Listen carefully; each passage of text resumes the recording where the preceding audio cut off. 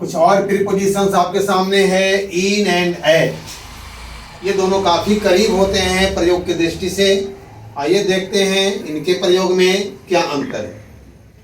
दोनों का मे के अर्थ में यूज होता है, कहीं पर के अर्थ में होता है एट का, और मे के अर्थ में भी होता है, और कहीं कहीं एट का पर के अर्थ में भी होता है। इन का पर में नहीं होता है, मे में होता है।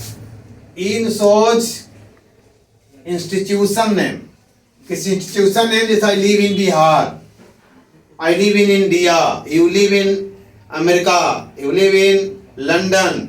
तो कहीं इंस्टीट्यूशनल नेम, चूंकि बिहार एक राज्य है, देश का नाम, इंग्लैंड के पहले, अमेरिका के पहले।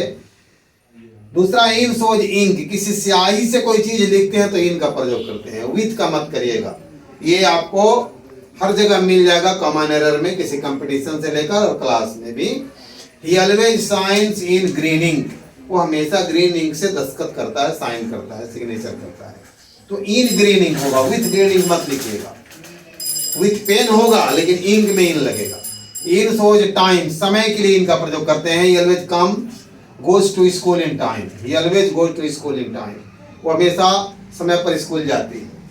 तो इस समय पर के लिए इन टाइम का प्रयोग हम करते हैं, इनका प्रयोग करते हैं। एट सोज प्लेस नेम, किसी जगह का नाम, I live at Raxaul, I live at Patna भी कर सकते हैं, आई लिव एट दिल्ली भी कर सकते हैं, वो प्लेस नेम है। जब इंस्टीट्यूशनल नेम हो, जिले का नाम, राज्य का नाम, देश का नाम, उस सब में इन लगाएंगे। लेकिन जगह का नाम हो तो हम जगह एट लगा देंगे हर जगह। इन भी लगता है वहां पर, लेकिन एट भी लगता है, लेकिन इंस्टीट्यूशनल नेम में एट नहीं लगता है, ये हमको देखना है। तो आई लिव एट रक्सौल। दूसरा आई एट सोच नियरनेस, कोई चीज नजदीक हो।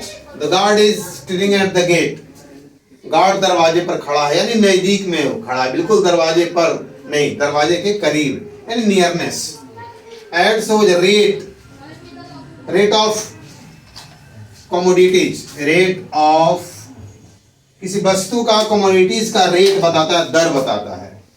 Sugar is sold at the rate of 45 rupee a kilo. अन्य भी कोई रेट बताना हो, sugar is sold at the rate of 45 rupee a kilo. इसके अलावा और भी कोई रेट बनाना हो, दूध का, चावल का, घी का, बस का, ट्रक का, मोटरसाइकिल, साइकिल, कुछ भी कोई रेट है किसी चीज की, इसका रेट से वो बिकता है, या किस रेट पर ब्याज देता है बैंक आपको, तो इन सारी चीजों के लिए हम एट का प्रयोग करते हैं। इस तरह से दोनों प्रीपोजिशंस इन और एट, इनका प्रयोग कहीं मे के अर्थ में भी होता है, कहीं पर के अर्थ में भी होता है, और इनके यूज का यही सिनेरियो है। Thank you.